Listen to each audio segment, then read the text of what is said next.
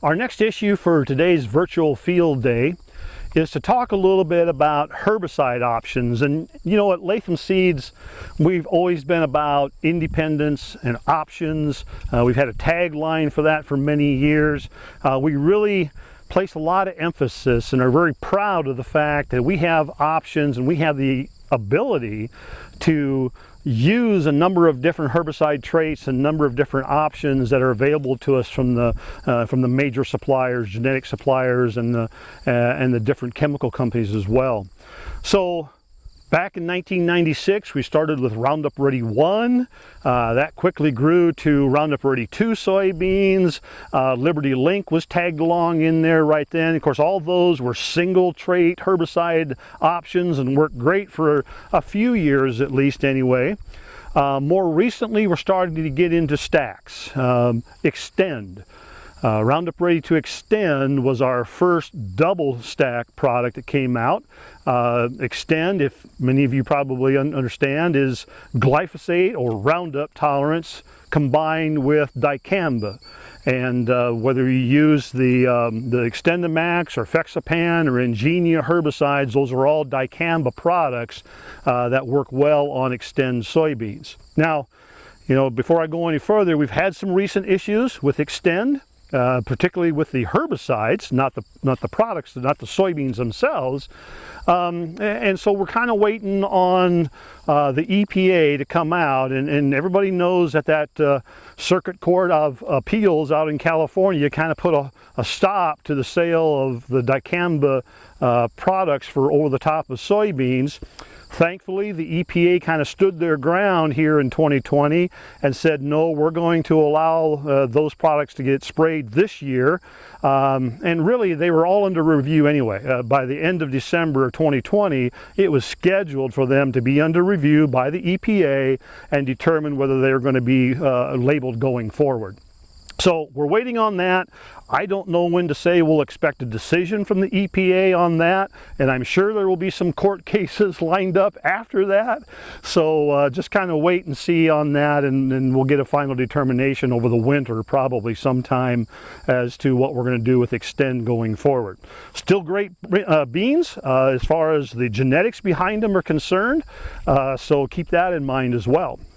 All right, and then we've moved on to things like Enlist E3 soybeans, which are glyphosate tolerant, Liberty tolerant, and the new 2,4-D choline. So that's a good three-way stack that we have right now. We also have the LLGT27s, which is a Liberty Link LLGT27 herbicide trait. Those are obviously glyphosate tolerant, Liberty tolerant, and then there's a new product out there, a new herbicide called Elite 27, and it's a group 27 herbicide. Some of the corn herbicides that are in that group are things like Callisto and Balance and that kind of thing, but for soybeans it's called Elite 27. Now in our trade territory we don't have very many counties that can actually spray Elite 27 legally right now. They're working on changing that, but right now there's about a half a dozen, 7 or 8 counties up in South Dakota only that are allowed to spray Elite 27 over the top of soybeans. Okay? And then the newest thing coming down the pipe, and we hope to get approval of this very soon, is Xtend Flex. It comes from the same Bayer Crop Science camp as Xtend.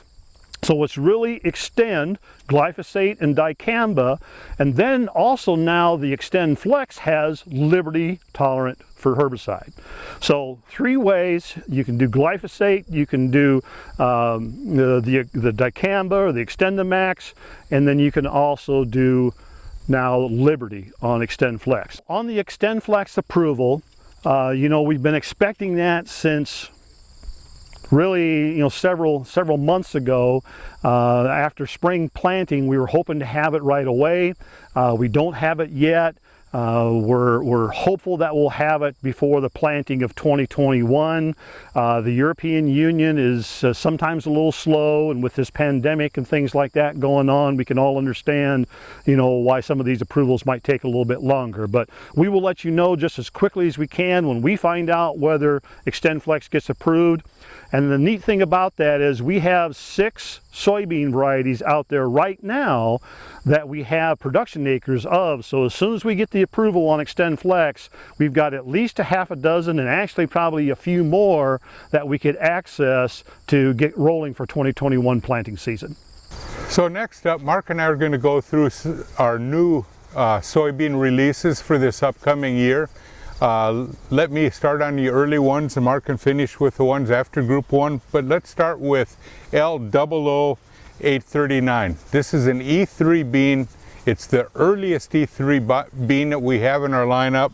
And it also has SCN, which is a little uncommon for this early of a bean. One of the things that I really liked about it when I was going through the research plots, its early emergence scores were fantastic. It's got great emergence, good early growth. It also is very good on iron chlorosis and stress tolerance, so you can place it in a lot of environments, but where it really works well for us is north of the Highway 2 corridor. Place it as an early bean. It's going to rocket out of the ground, nice dark green color, very healthy, and it has the 1A gene for Phytophthora in it. So if this early bean fits, please plant it on your ground. Next up, I'd like to introduce L0269 Liberty. It's a Liberty only version for traits for herbicide activity, but its claim to fame is it's an ironclad. So this is the earliest ironclad variety that Latham has in the lineup. Fits under your high yield, high growth conditions, and it does very well under your moderate growing conditions. It takes all row spacings, very good. Emergence scores are fantastic at a 1.4. Standability is a 1.8. Very good on iron chlorosis, very good on white mold, all of the things that are in with the ironclad. Also an SCN tolerant or cyst resistant variety. So if your herbicide program allows for the use of a Liberty herbicide, consider putting this on your ground because the defensive characteristics of this bean are second to none on an early variety. And then also an O2 Enlist E3 bean, our L0293 E3 is a new release on the Enlist herbicide trait. Very good under highly productive, very good under moderately productive, so it's a very healthy plant that takes the different soil types very well. Again, great emergence scores at a 1.5, very good standability out of this hybrid or this variety. Good iron chlorosis scores at a 2.0, but BSR, brown stem rot, it's 1.0. It's unheard of scores in this early of a bean for the brown stem rot scores. Just fantastic. This one carries the E3 gene, so if the O2 maturity fits in your area, this new release of an E3 bean, the L0293, I would plant it on your acres.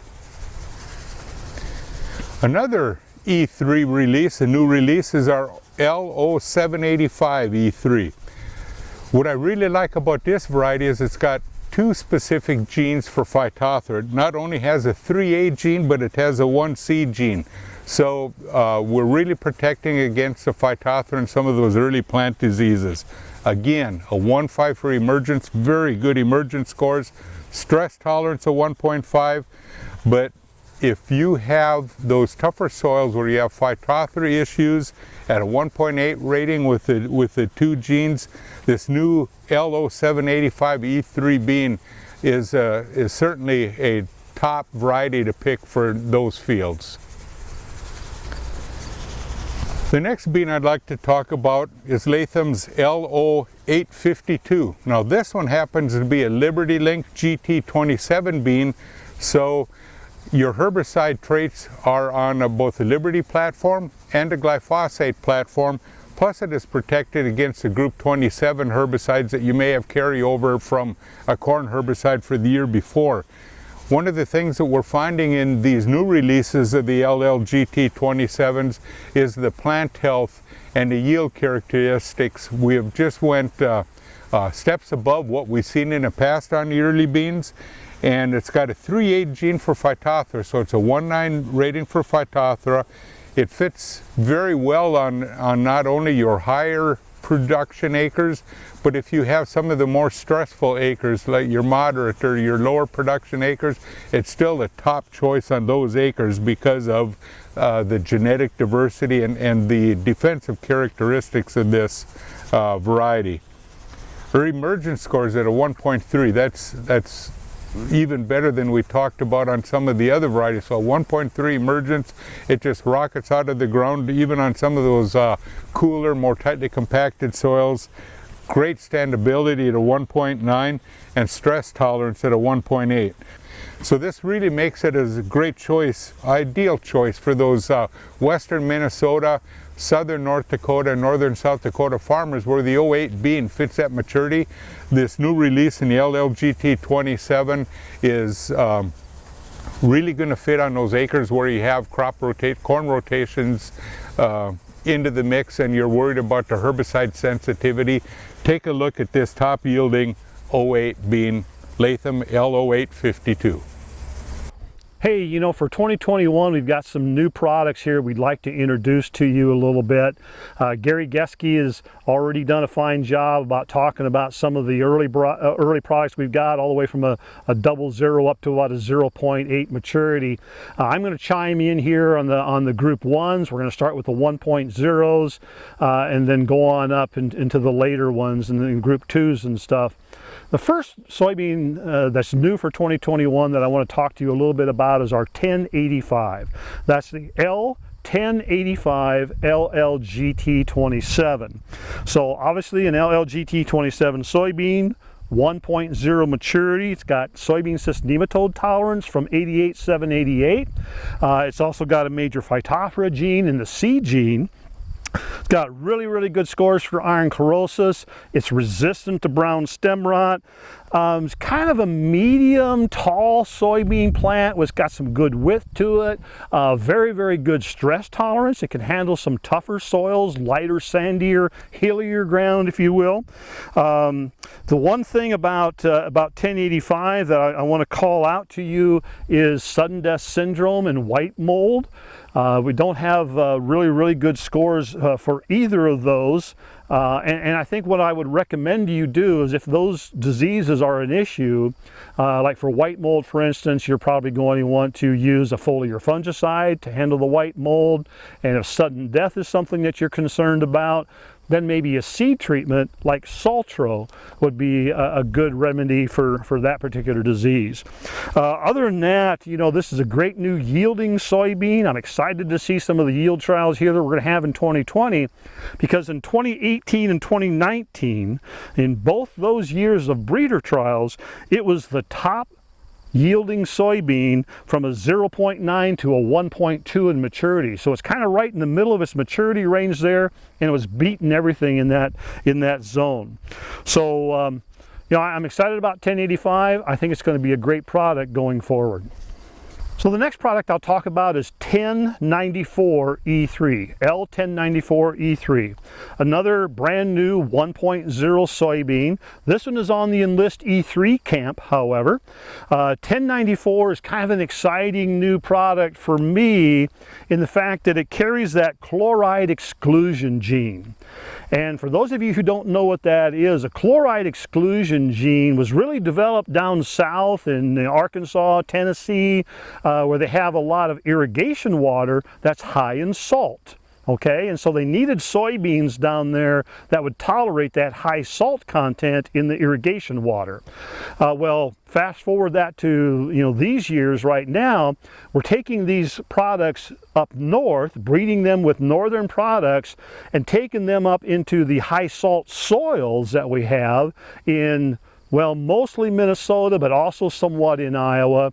But Minnesota especially would be great for this 1094E3, and even over a little bit into the Dakotas, we have some high salt content soils. So really excited to see what that's going to do over there. They should tolerate very well that salt. Okay, so this one is also resistant to brown stem rot. It's got a good score for white mold, very good score for ironclad. Unfortunately, it does not have a phytophthora gene, so if you're going to put that in a field where phytophthora might be an issue, you may want to revisit your soybean seed treatment. Talk with Gary Geske about that. We'll work with you on that as far as getting that taken care of. It's got good width, so extralateral branching is concerned, and this one also topped this particular breeder's trial from a 0.6 to a 1.3. So the next soybean I'm going to talk about that's new for 2021 planting season is our 1758 E3 at a 1.7 maturity. I love this line for Minnesota, Wisconsin, any of those areas that are kind of the northern latitude. It will move south okay. I'm sure we'll bring some 1758s down into northern Iowa just because of the yield potential that this thing carries along with it. It's not quite ironclad grade. We're actually missing a score for brown stem rot. This one comes to us from a breeding organization that focuses a lot of their products in the northern latitudes, so actually bringing it down into southern Minnesota is kind of a stretch for them, and so they just don't take a lot of brown stem rot because they don't have that too much up there. We're going to try to remedy that here in 2020 and get some brown stem rot scores and update that to you later on. I just don't know really what to say. We just don't know, and so we can't give it an ironclad designation if we don't know what brown stem rot is, and we won't give it a score until we do. So that's coming forward when we're going into the post-harvest season. We'll update you on the brown stem rot on 1758. This one feels like a really big product though for us. I know we've got people and dealers in our northern latitudes that are really excited about an Enlist E3 that has this much yield potential and the strong defense that it has for them up there as well. So brand new product, great looking for 2021. Plant it and go with it. So the next new soybean for 2021 I want to talk about is our L2379 E3. Brand new ironclad. This is kind of one of those super ironclad products that we talked about, where not only does it have all the defensive characteristics for ironclad, but it also has both sudden death syndrome and white mold tolerance that rates an ironclad approval. So, really excited about this product. The thing that I like about 2379 is just its overall consistency. And you can see it here in the plot. It's just a gorgeous looking soybean, very consistent from the canopy and stuff like that. It's got all the things that a farmer would love to have. It's got that dark deep green color early on in the season. The other thing about 2379 E3 is it looks to me like it's going to be extremely widely adaptable, both north and south as well as east and west. I saw it up in Minnesota, just south of Mankato, Minnesota, which might be a little bit of a stretch from how far north you want to take it, but it looked fantastic there. Then we went south to Prairie City, Iowa, which is just east of Des Moines, down where you would think a 2.3 would be just way too early to plant, and it looks phenomenal there as well. So I think just widely adapted north, south, east, west is going to be critical for this. And I got to be a little careful here, but I'm kind of calling this one my 2084 of the Enlist E3 lineup. It's that good and then looks that gorgeous. So I'm thinking we're going to have some great things coming forward from 2379 in the future. So the last new soybean product I'm going to talk about for the 2021 season is 2638 E3. This brand new Enlist E3 is an ironclad at 2.6 maturity. It's got great scores for sudden death syndrome, brown stem rot, iron chlorosis. It's just one of those things where that's the reason it makes ironclad, is because of those defensive traits that it has. It's got the K gene for phytophthora, strong cyst tolerance, good overall plant style. I think it's got some really good stress tolerance as well, so maybe handle some of the tougher fields, tougher soils in some of our areas where it's either hilly or kind of light sandier soil. The one watch out on 2638 would be white mold. So if white mold is going to be an issue in the field as you place this soybean, you're probably going to want to consider maybe a foliar or fungicide right around flowering or shortly after flowering gets pretty full in your canopy. The other thing that this is kind of unusual is frog eye leaf spot. Now, frog eye leaf spot is something we don't put a lot in our product guide, but we know in central and southern Iowa, over into Illinois and southern Wisconsin, frog eye can be a real problem. This rates a good, strong rating, a very good rating on frog eye as well, so good tolerance to that disease. So the breeder on this one told us to keep this east of the Missouri River. All right, we're going to challenge that a little bit here in 2020. We've got it in some plots out in Nebraska. We've got it in some plots out in the South Dakota, kind of southeastern South Dakota. Just based on the way I'm seeing this thing look in some of the other plots that we've got, I'm not so sure it wouldn't be good in Nebraska and the Dakotas. So, we'll see. We'll get that information to you at the post-harvest meetings and pass that along as well. But I'm pretty excited about 2638 E3. I think it's going to be a great new product for us.